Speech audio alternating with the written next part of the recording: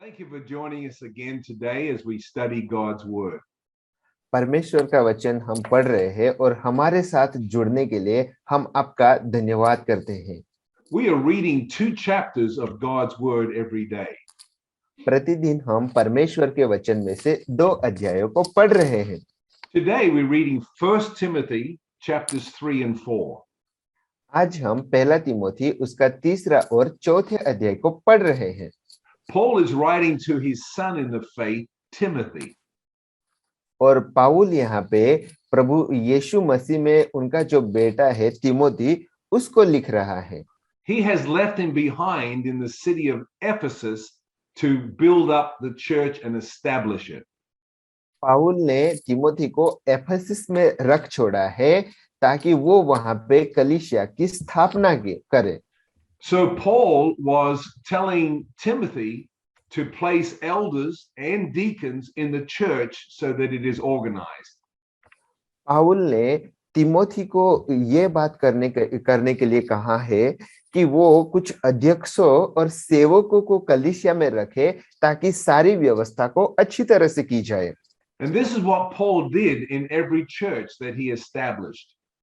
और यही बात पाउल ने हर एक कलीसिया को जिसको उन्होंने स्थापना की वो सारी कलीसिया के अंदर की। After Paul established the church, before he left, he made sure they had elders and deacons. और कलीसिया की स्थापना करने के बाद पाउल वो जगह से जाने से पहले इस बात की संतुष्टि कर लेता है कि वहां पे वो अध्यक्ष और सेवकों को वो रखे। Let's go back to Acts chapter 14 and we'll see how Paul did this. और हम लोग प्रेरित उसके 14वें अध्याय के अंदर जाएंगे और हम वहां पे देखेंगे कि पाउल ने वो सारी बातें किस तरह से की। And we're going to read verse 21 through 23 of Acts 14. और हम लोग प्रेरित उसके 14वें अध्याय के 21 से लेकर 23वीं आयत तक हम पढ़ेंगे।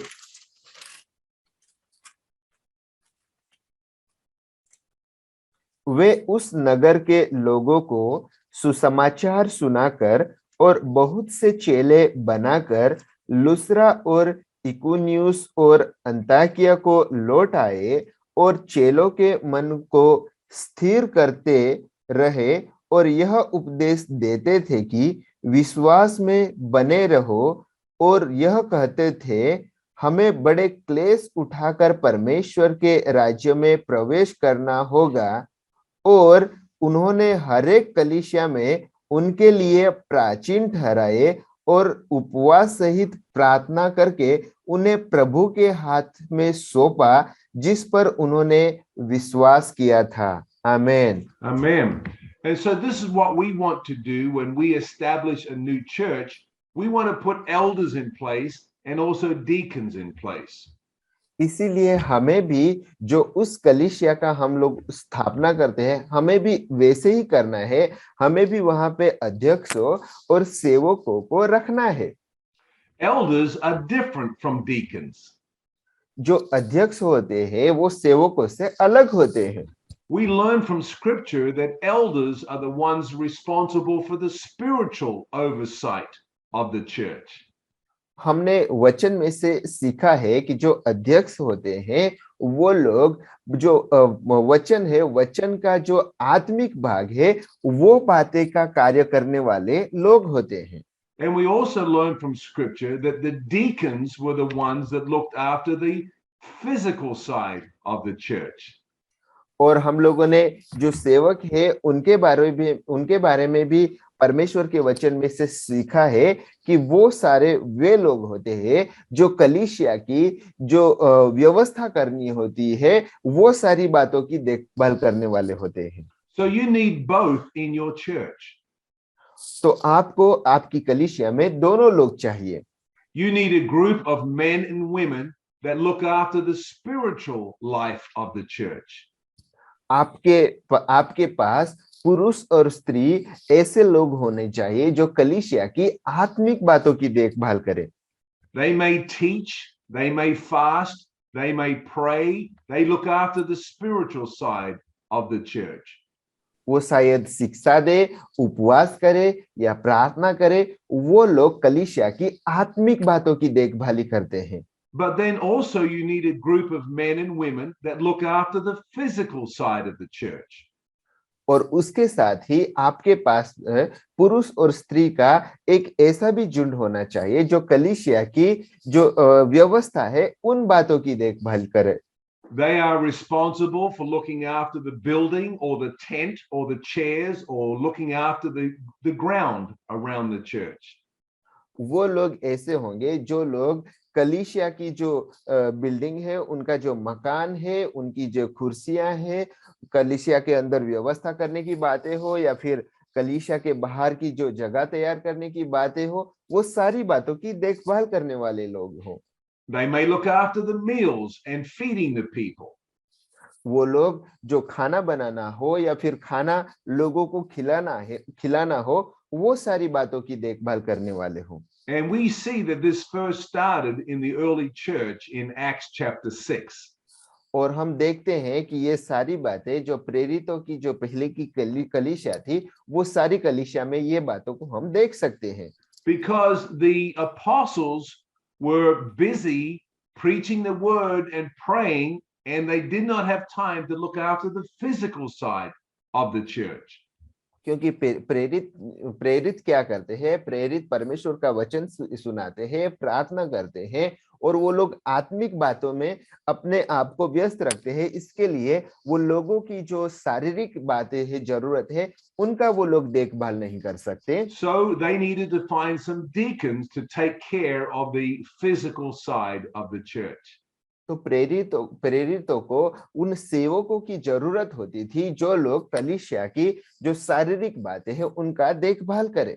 So let's go to Acts chapter 6 and we're going to read verses 3 and 4.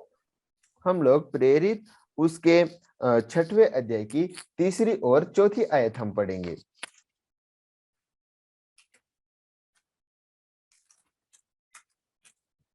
इसलिए हे भाइयों, अपने में से 7 सुनाम पुरुषों को जो पवित्र आत्मा और बुद्धि से परिपूर्ण हो चुन लो कि हम उन्हें इस काम पर ठहरा दे, परंतु हम तो प्रार्थना में और वचन की सेवा में लगे रहेंगे। आमीन। And so the elders need to give themselves to prayer and the ministry of the word. जो अध्यक्ष लोग हैं उन लोगों को प्रार्थना और आत्मिक बातों में लगे रहना है। This is their main job description.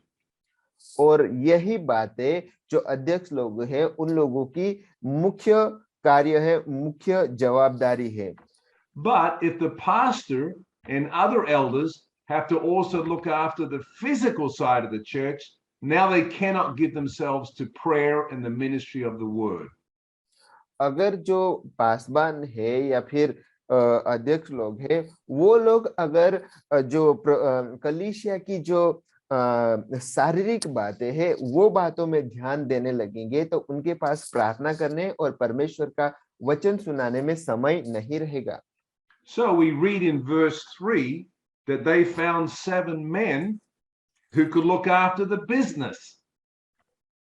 और 3 आयत में हम देख सकते हैं कि उन लोगों ने वो 7 लोगों को चुना जो लोग व्यवस्था करने में लगे रहे। And so the business is the physical side of the church. और ये जो व्यवस्था है, ये व्यवस्था कलीसिया की जो शारीरिक बातें हैं वो बातें हैं। So Paul wrote to his son in the faith, Timothy, and in chapter 3 of his first letter, he gives a description of the qualifications of an elder. और यहाँ पे पाउल अपना जो प्रभु यीशु मसीह में उनका जो बेटा है जो तीमोथी है उनको बता रहा है कि किस तरह से उनको कलीसिया के अंदर लोगों को चुन के रखना है। And then in verse 8 of chapter 3, he also then describes the qualifications of the deacons.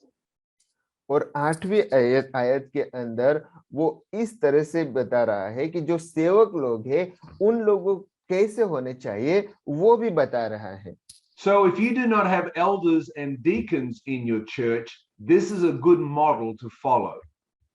अगर आपकी कलीसिया में अध्यक्षों और सेवक लोग नहीं है तो ये आपके लिए एक अच्छा उदाहरण है जिसका आपको अनुसरण करना चाहिए। Sometimes we follow the traditions of men and we have one person in charge and they do everything.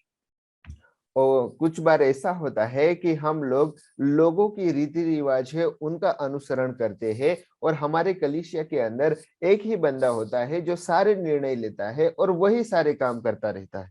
But that is not the pattern that is given to us in the New Testament.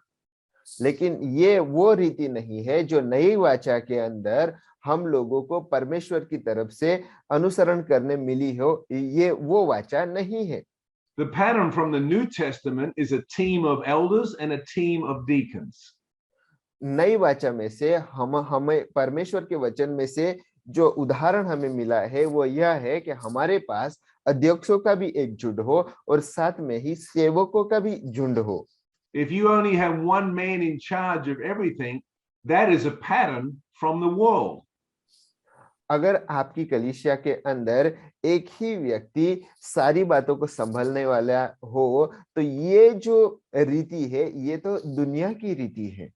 That's like having a business. You have one man in charge of the business. ये तो ऐसा है मानो एक व्यापार करने की बात हो जहां पे एक ही व्यक्ति सारी बातों के ऊपरी होता है, वैसी वो व्यापार करने वाली बात जैसी है। But that is not the pattern that is given to us in the New Testament for the church.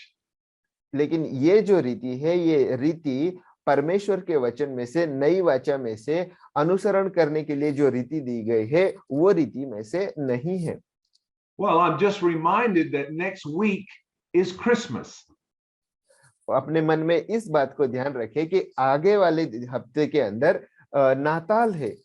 So on Saturday of next week, on Christmas Day, we're going to bring you a special Christmas teaching. तो जो शनिवार का दिन है, जो 25 तारीख शनिवार का दिन है, उस दिन हम लोग आपके लिए एक स्पेशल परमेश्वर का सुसमाचार को लेकर आएंगे। So when you wake up on Christmas morning, make sure you watch our Daily Grace and we'll have a special Christmas message for you. इसलिए नाताल के दिन पे 25 तारीख क्रिसमस के दिन पे जब आप उठोगे तो आपके लिए हमारे पास नातान क्रिसमस के दिन के लिए एक बहुत ही अच्छा एक वीडियो होगा। Amen. God bless you and you have a blessed day. आमीन। पिता परमेश्वर आपको आशीषित करे और आज का दिन आपके लिए आशीषमय हो।